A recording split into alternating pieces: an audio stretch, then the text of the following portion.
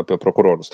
Labas vakaras. Kuo skiriasi dabartinis prokuroras nuo nepriklausomo? Jie abu klauso tik įstatymų. Nu, va čia toks klausimas keistas. Tas, kur vadinamas nepriklausomas prokuroras, jisai turi formaliai. Aš turiu vieną atsakymą iš prokuratūros.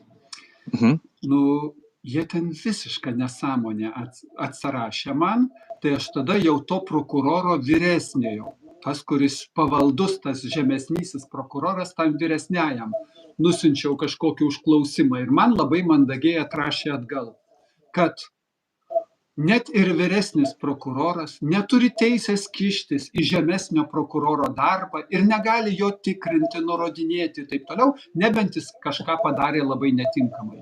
Tai tas ypatingasis prokuroras gali ir turi teisę nueiti pas bet kokį prokurorą, įskaitant ir generalinį prokurorą, pas bet kokį teisėją nueiti ir paklausti, gal jums darbo nesusitvarkote ir reikia padėti, nes jūs padarėt tą ir tą netinkamai.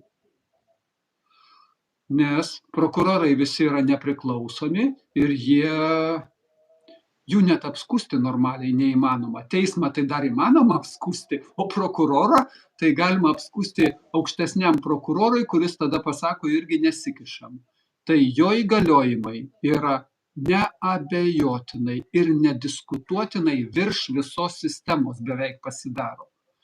Bet jis tik tai siūlo savo pagalbą, nes jūs neįsprendžiat klausimo tinkamai laiku ir taip toliau, arba padarėt tokias klaidas.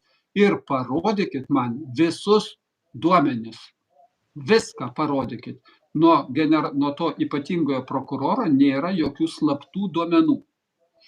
Tai užtat jisai yra mirtinai pavojingas šitai sistemai ir užtat šitas įstatymas, apie kurį buvo Seime pakalbėta prieš 10 metų, taip ir pasiliko toli, nes per daug pavojaus.